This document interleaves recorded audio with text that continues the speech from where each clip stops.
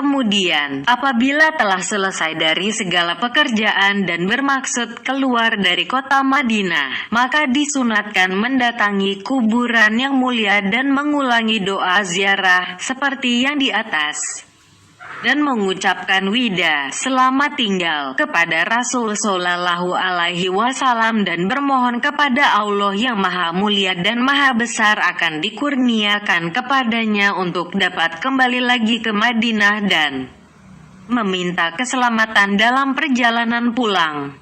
Kemudian mengerjakan salat 2 rakaat di raudah kecil, yaitu tempat tinggal Rasulullah Shallallahu Alaihi Wasallam sebelum ditambahkan bilik kecil, kamar dalam masjid.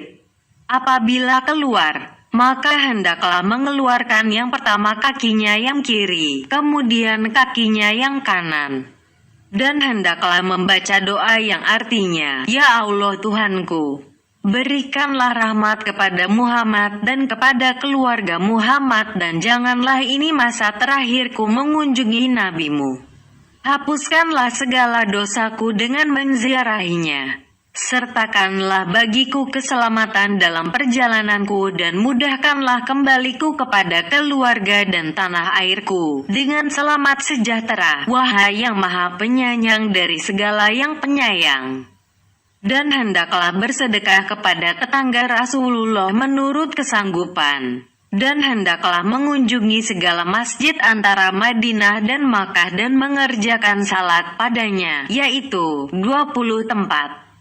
Mengenai sunat-sunat yang menyangkut dengan kembali dari perjalanan, adalah Rasulullah Shallallahu Alaihi Wasallam apabila kembali dari peperangan atau haji atau umrah, bertakbir 3 kali apabila melalui tiap-tiap tempat yang tinggi, lalu membacakan yang artinya, tiada Tuhan yang disembah selain Allah yang Maha Esa, tiada sekutu bagi Allah kerajaan. Bagi Allah pujian dan Allah Maha Kuasa atas tiap sesuatu. Kami kembali, bertaubat, beribadah, bersujud bagi Tuhan kami, lagi memujikan Allah. Allah membenarkan akan janji Allah, menolong akan hamba Allah dan menghancurkan akan segala musuh Allah dengan sendiri Allah. Dan tiap-tiap sesuatu itu binasa selain zat Allah. Bagi Allah hukum dan kepada Allah dikembalikan kamu sekalian. Maka seyogyanya dipakai sunnah ini pada waktu kembali. Apabila telah mendekati dengan negerinya, maka digerak-gerakan kendaraannya, seraya membacakan, Ya Allah Tuhanku, jadikanlah negeri ini bagi kami tempat ketetapan dan rezeki yang baik. Kemudian mengutuskan kepada keluarganya orang yang akan memberitahukan kepada mereka dengan kedatangannya, supaya tidak ia datang kepada mereka secara tiba-tiba. Begitulah sunnah Nabi, dan tidak seyogyanya mengetok pintu keluarganya pada waktu malam. Apabila memasuki kampungnya, maka hendaklah pertama-tama menuju masjid dan hendaklah mengerjakan salat 2 rakaat. Maka yang demikian itu adalah sunnah. Begitulah diperbuat oleh Rasulullah Shallallahu Alaihi Wasallam. Apabila ia masuk ke rumahnya, maka dibacakan, Aku bertaubat dan bertaubat bagi Tuhan kami. Aku kembali yang tidak meninggalkan lagi dosa di atas kami. Apabila telah menetap di tempatnya, maka tidak seyogyanya melupakan apa yang telah diberikan nikmat oleh Allah kepadanya. Dengan menziarahi bait Allah, tanah haram Allah dan kuburan Nabi Allah Shallallahu Alaihi Wasallam. Lalu tertutup nikmat itu dengan kembali kepada kelalaian, kelengahan dan terjerumus dalam perbuatan-perbuatan maksiat.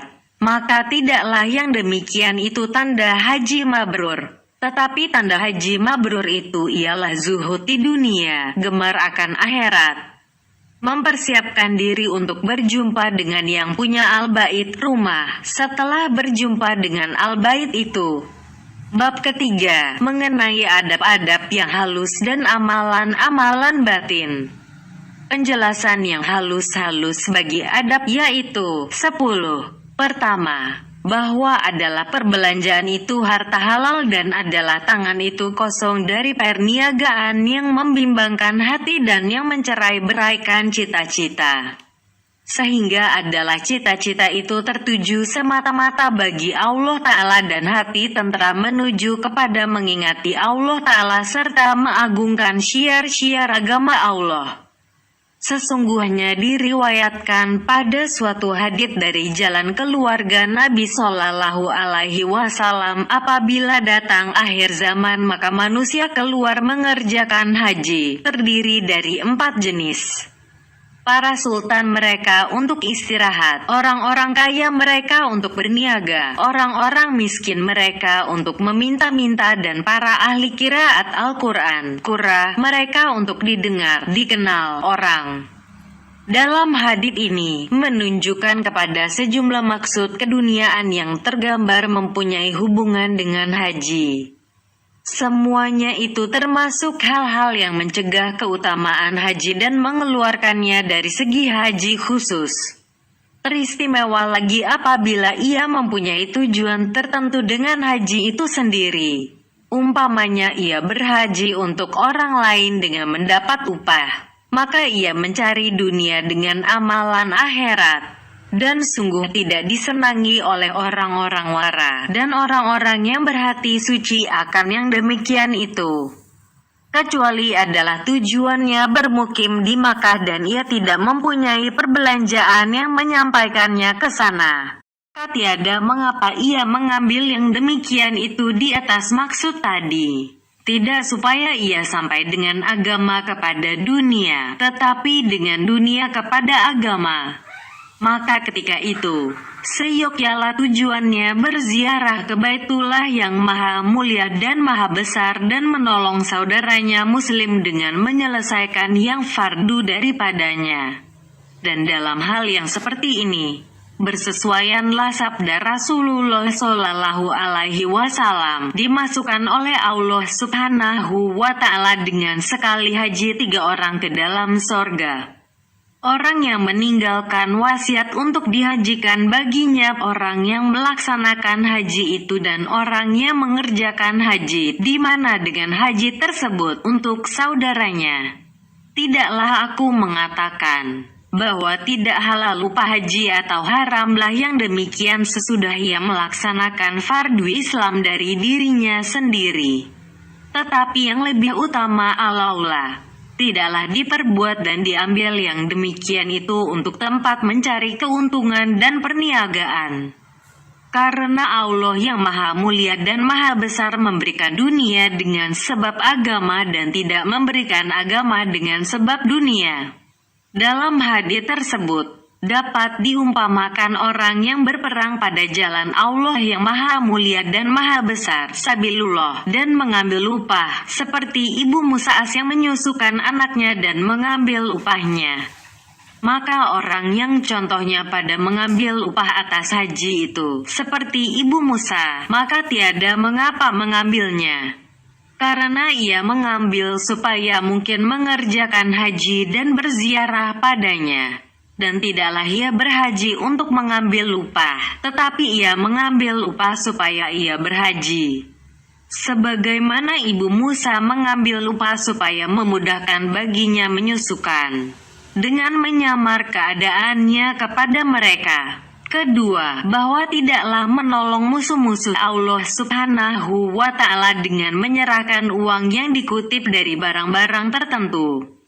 Ketika dijual atau dimasukkan ke kota Al-Maks di mana musuh-musuh itu menghalangi orang-orang ke Masjidil Haram yang terdiri dari amir-amir Makkah dan orang-orang Badu yang mengintip di jalan.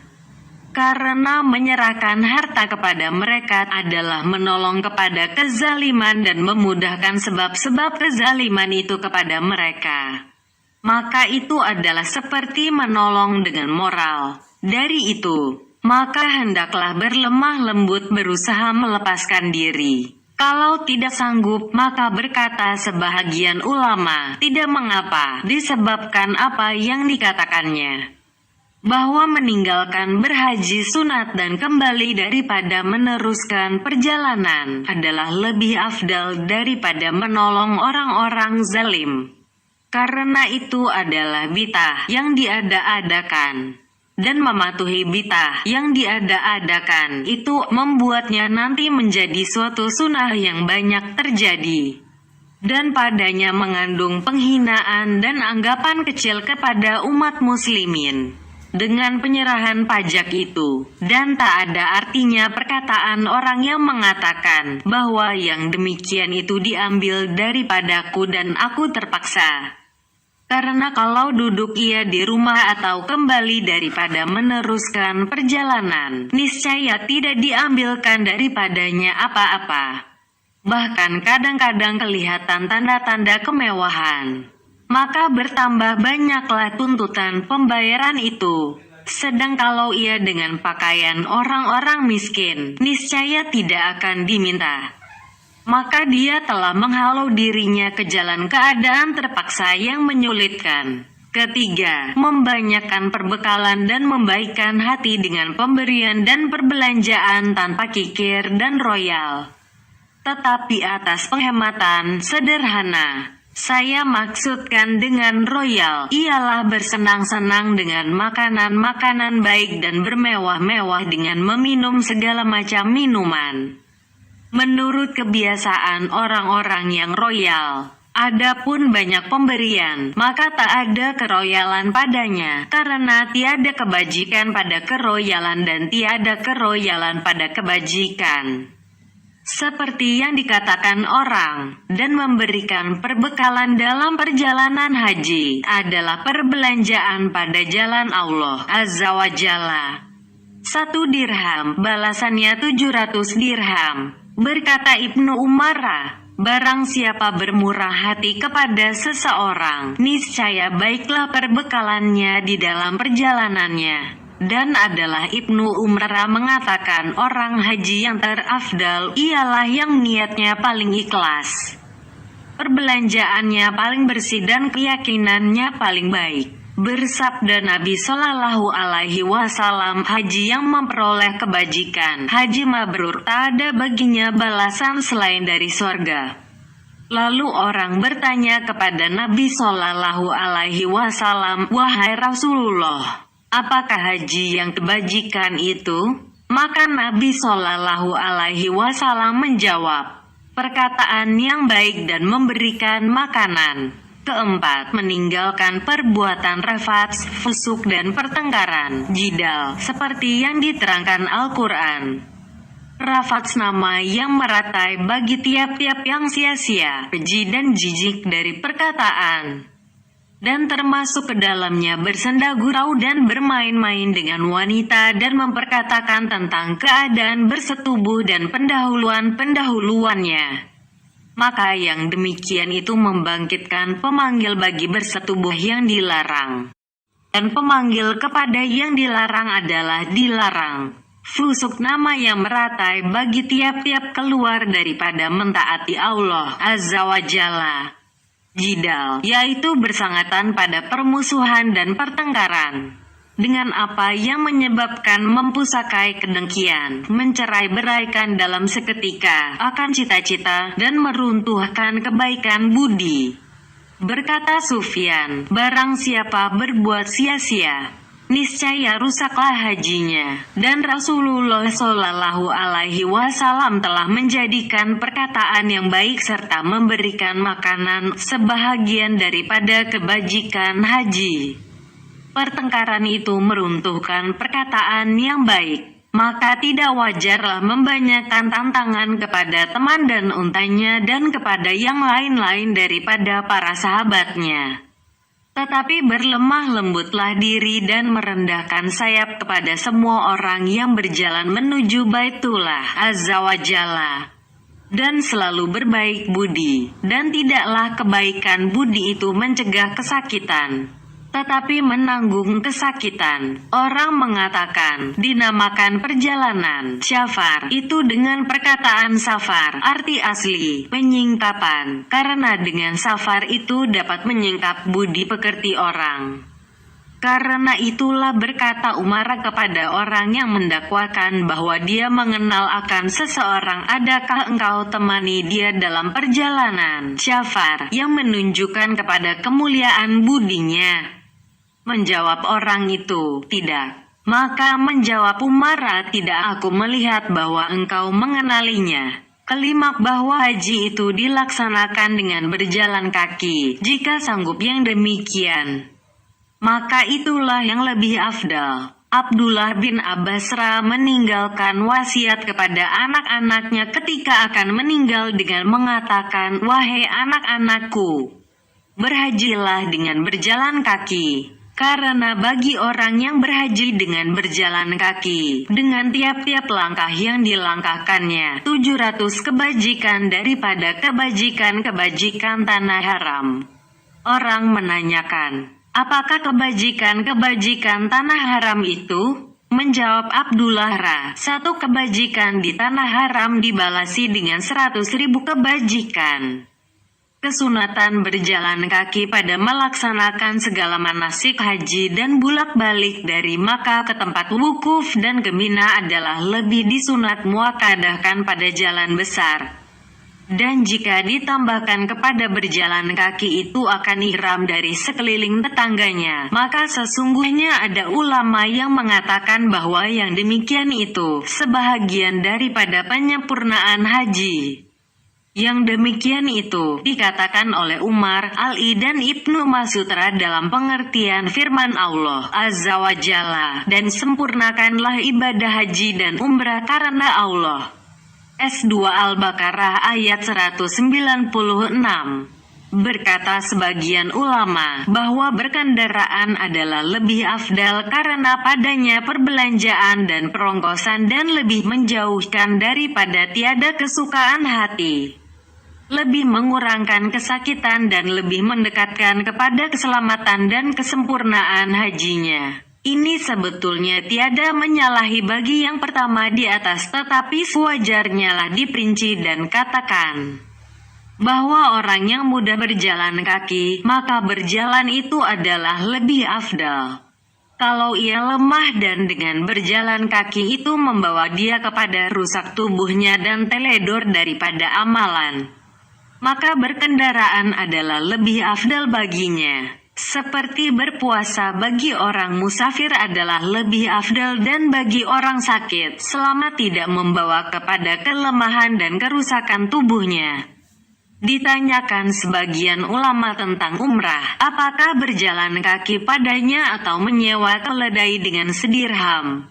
Maka menjawab ulama itu bahwa jika timbangan dirham lebih sukar kepadanya, maka menyewa itu lebih afdal daripada berjalan kaki. Dan jika berjalan kaki lebih sukar kepadanya, seperti orang-orang kaya, maka berjalan kaki adalah lebih afdal baginya. Maka seakan-akan ia berjalan padanya itu ke jalan perjuangan jiwa, mujahadah an-nafs. Dan baginya boleh memilih, tetapi yang lebih afdal baginya berjalan kaki dan menyerahkan dirham itu kepada kebajikan. Dan itulah yang lebih utama daripada menyerahkannya kepada yang mempersewakan sebagai ganti daripada penghinaan dari hewan itu. Apabila dirinya tidak mampu untuk mengumpulkan antara kesulitan diri dan kekurangan harta, maka apa yang telah disebutkan tidaklah jauh padanya dari kebenaran. Keenam, bahwa dia tidak berkendaraan melainkan di atas binatang kendaraan. Apapun mahmal binatang kendaraan, maka hendaklah dijauhkannya, kecuali apabila ia takut dari binatang kendaraan itu, bahwa ia tidak dapat berpegang di atasnya karena sesuatu halangan. Dan pada penggunaan binatang kendaraan, ada dua pengertian. Pertama, meringankan kepada unta yang dikendarai, karena binatang kendaraan itu menyakitinya. Kedua, menjauhkan pakaian orang-orang yang mewah, lagi takabur. Rasulullah Shallallahu Alaihi Wasallam telah mengerjakan haji di atas kendaraan dan adalah di bawahnya pelana yang kusut dan kain tempat duduk yang buruk. Harganya 4 dirham. Dan Nabi Shallallahu Alaihi Wasallam melaksanakan tawaf di atas kendaraan, supaya dilihat manusia kepada petunjuknya dan tingkah lakunya. Dan beliau bersabda, ambillah daripadaku manasikmu. Ada yang mengatakan bahwa binatang kendaraan itu didatangkan oleh orang-orang haji dan para ulama pada waktu itu menantangnya. Diriwayatkan oleh Sufyan ats-Tsuri dari ayahnya, bahwa ayahnya berkata, aku berangkat dari Kufah ke Al-Qadisiyah untuk haji dan aku datang bersama teman-teman dari beberapa negeri. Maka aku melihat orang haji itu seluruhnya di atas binatang kendaraan, tempat duduk dari bulu dan unta yang kuat untuk perjalanan jauh. Dan tiada aku melihat dalam keseluruhan mereka selain dari 2 binatang kendaraan.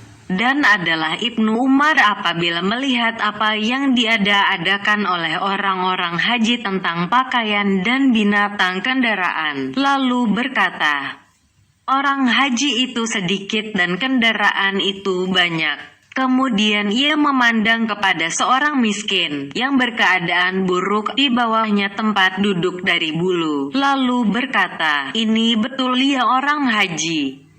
Ketujuh, bahwa adalah ia berkeadaan buruk, kusut, berdebu, tiada berbanyak dengan perhiasan dan tiada condong kepada sebab-sebab kesombongan dan berbanyak kebendaan. Lalu ia terdaftar dalam buku orang-orang yang angkuh lagi mewah. Dan keluarlah dia dari golongan orang-orang yang lemah, miskin dan orang-orang soli tertentu. Telah disuruh Nabi Shallallahu Alaihi Wasallam dengan kusut dan menyembunyikan kemewahan dan dilarangnya dari bernimat-nimat dan bermewah-mewah pada hadits yang dirawikan oleh Fadlallah bin Ubaid. Pada suatu hadits tersebut, sesungguhnya orang haji itu berkusut-kusut dan berdebu-debu. Dan berfirman Allah Ta'ala, lihatlah kepada orang-orang yang menziarahi baitku. Telah datang kepadaku dengan berkusut-kusut, berdebu-debu dari segala penjuru yang jauh. Berfirman Allah Ta'ala, kemudian itu mereka hendaklah membersihkan dirinya. S22 Al-Hajj ayat 29.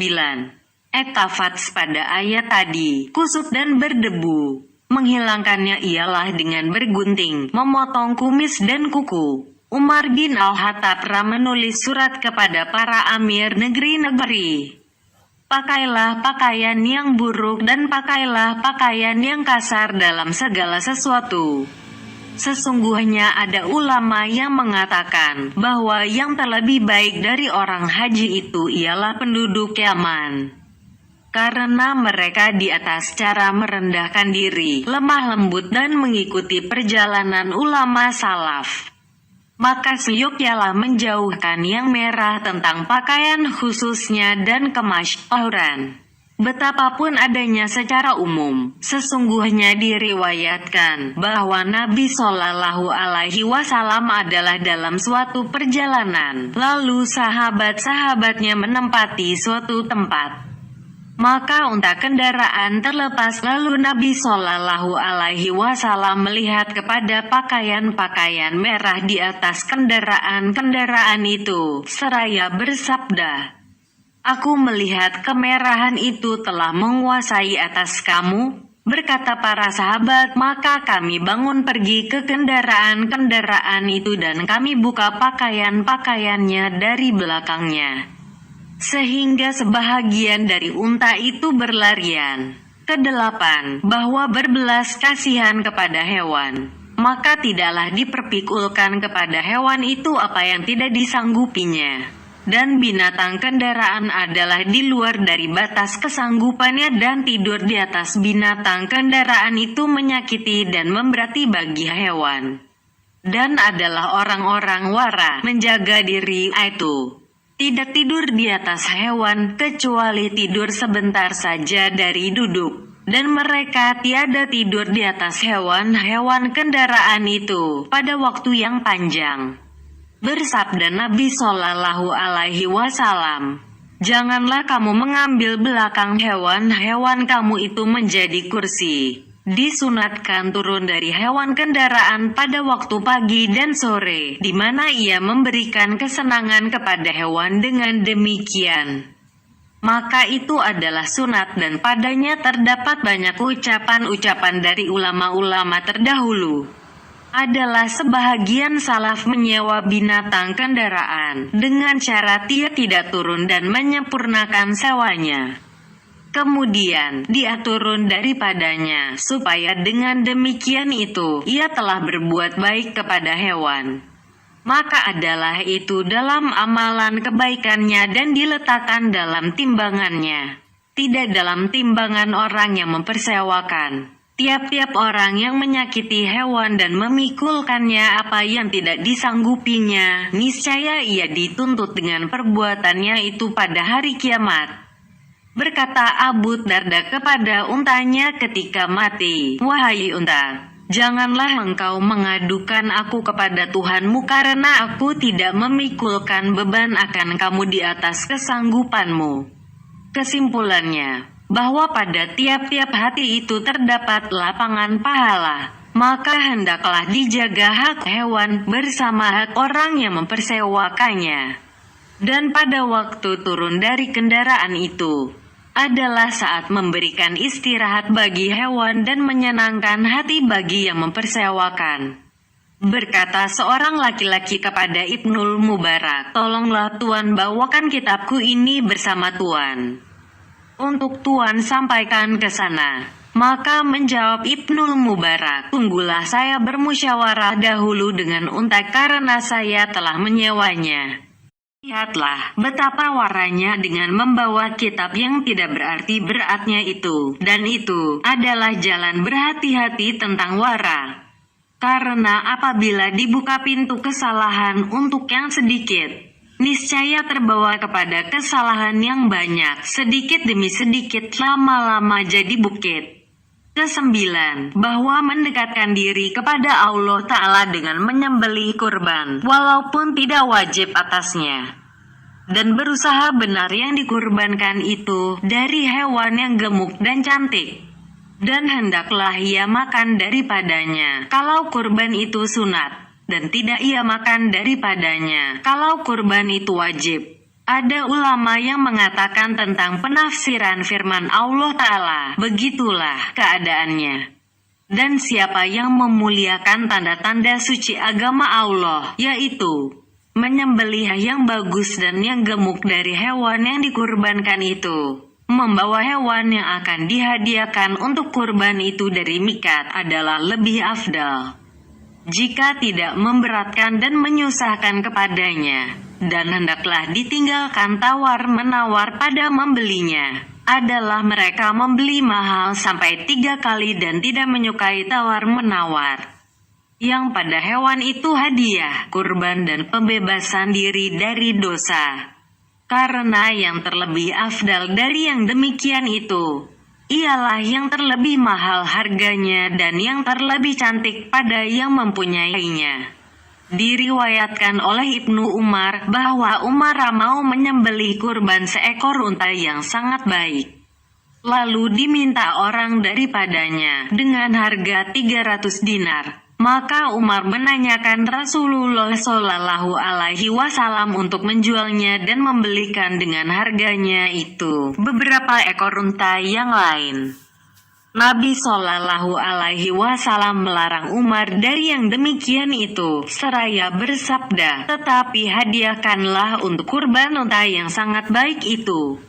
Itu adalah karena sedikit yang baik adalah lebih bagus dari banyak yang buruk. Dan pada 300 dinar itu menyamai nilai 30 ekor unta lain dan padanya itu terdapat banyak daging.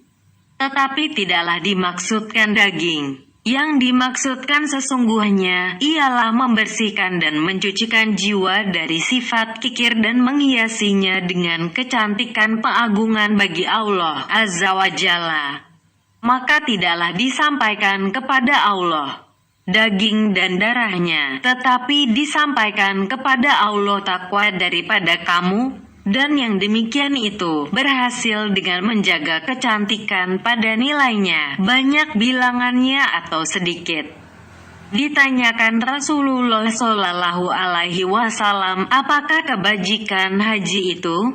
Maka menjawab Nabi Shallallahu Alaihi Wasallam, meninggikan suara dengan doa-doa, membacakan Labaik Allahumma labaik, at-sajud, yaitu menyembelihkan kurban dengan unta. Diriwayatkan oleh Aisyah bahwa Rasulullah Shallallahu Alaihi Wasallam bersabda, tiadalah amalan anak Adam pada hari raya haji, hari nahar, yang lebih dikasihi Allah Azza wa Jalla daripada menyembelih kurban.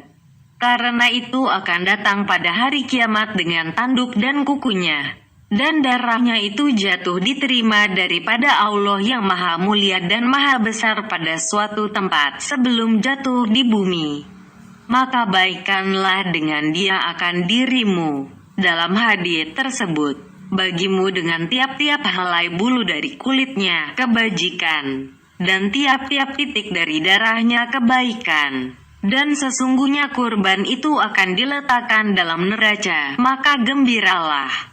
Bersabda Nabi Shallallahu Alaihi Wasallam, minta tolonglah dengan hadiah kurban kamu, karena dia adalah binatang kendaraanmu pada hari kiamat. Ke-10. Bahwa ia baik hati dengan apa yang dibelanjakannya dari perbelanjaan dan hadiah, dan dengan apa yang menimpa dirinya dari kerugian dan bencana pada harta atau badan, kalau tertimpa yang demikian itu kepadanya. Karena yang demikian adalah sebahagian dari tanda-tanda hajinya diterima makbul. Maka sesungguhnya bencana dalam perjalanan haji adalah menyamai dengan perbelanjaan pada sabilullah Azza wa Jalla 1 dirham dengan 700 dirham. Dan itu adalah menyamai dengan kesulitan-kesulitan pada jalan jihad. Maka baginya dengan tiap-tiap kesengsaraan yang dideritainya dan kerugian yang menimpanya memperoleh pahala. Maka tiadalah tersia-sia daripadanya sesuatu pada sisi Allah yang maha mulia dan maha besar. Dan dikatakan pula bahwa sebahagian dari tanda haji diterima ialah meninggalkan segala perbuatan maksiat yang ada padanya, menggantikan teman-temannya yang salah dengan teman-temannya yang solih, dan tempat-tempat permainan dan kelalaian dengan tempat-tempat zikir dan kesadaran. Penjelasan tentang amalan-amalan batin.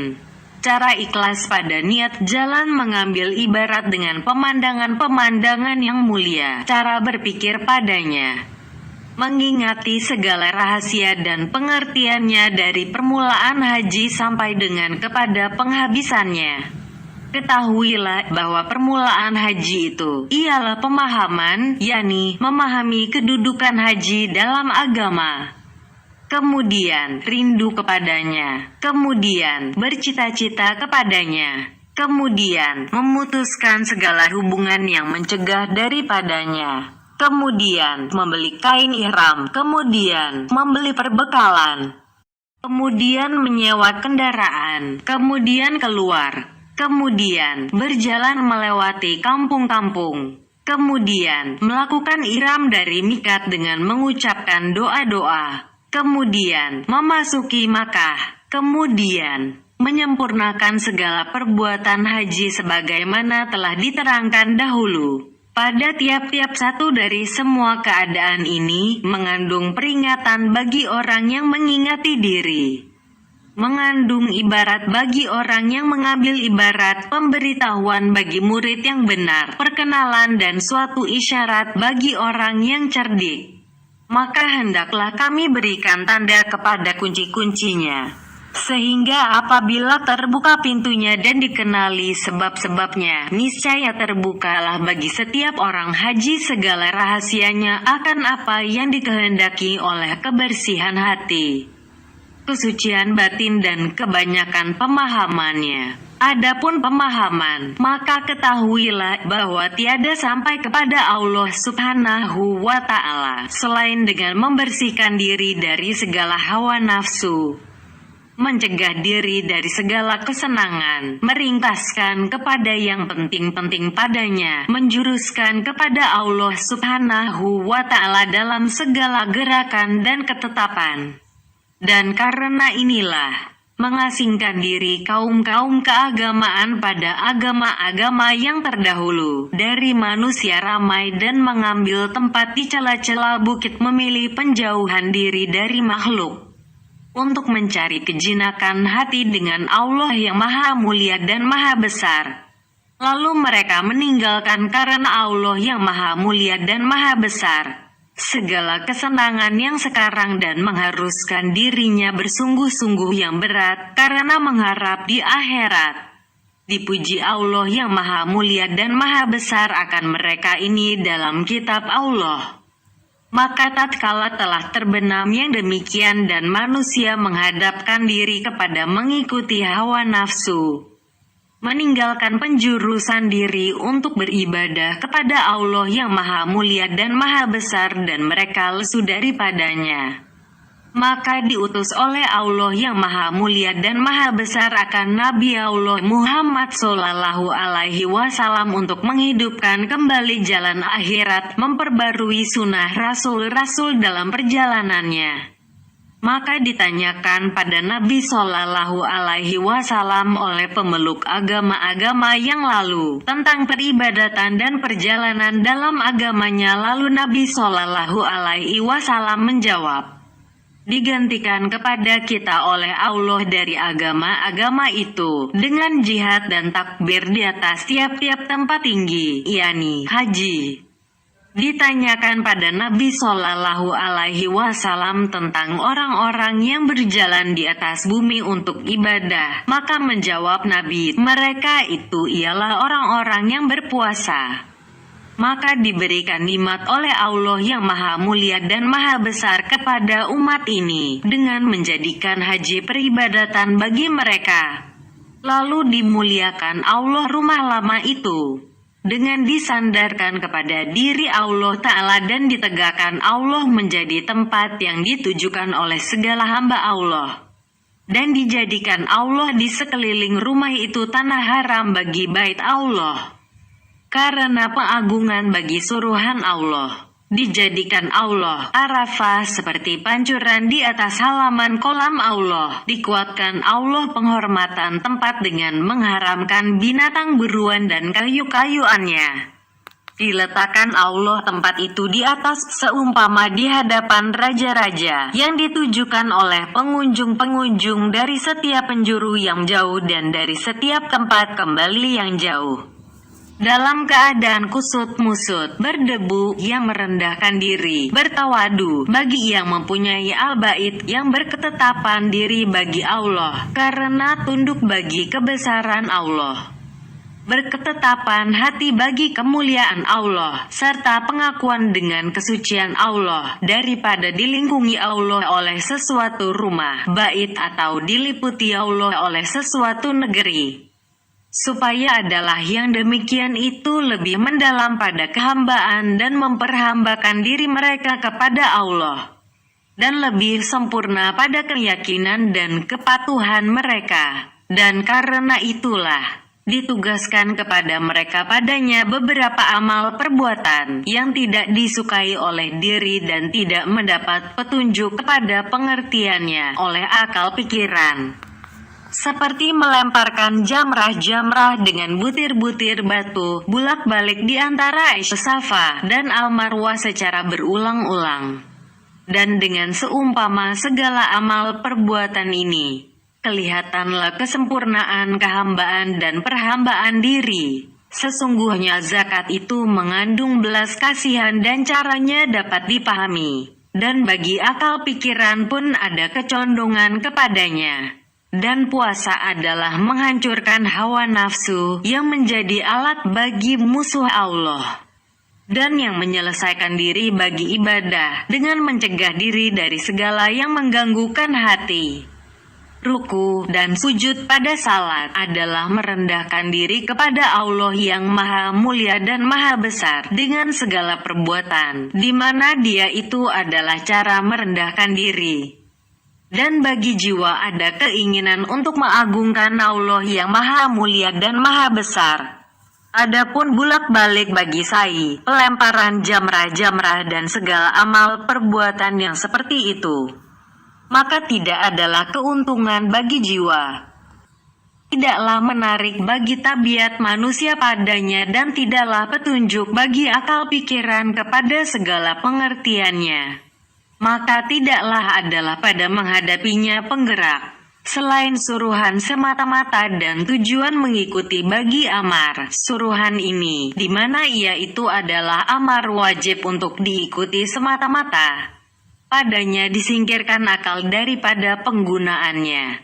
Dipalingkan jiwa dan tabiat diri dari tempat kesukaannya. Maka sesungguhnya tiap-tiap sesuatu yang diketahui oleh akal akan pengertiannya, niscaya condonglah tabiat diri kepadanya menurut masing-masing tingkat kecondongan itu. Sehingga adalah kecondongan itu menolong bagi amar dan penggerak bersamanya kepada perbuatan. Maka hampirlah tidak nyata dengan itu kesempurnaan kehambaan dan kepatuhan. Karena itulah bersabda Nabi Shallallahu Alaihi Wasallam mengenai haji khususnya, "Aku terima panggilan dengan haji sebagai perhambaan dan kehambaan yang sebenarnya." Dan tidak dikatakan oleh Nabi Shallallahu Alaihi Wasallam yang demikian mengenai salat dan lainnya.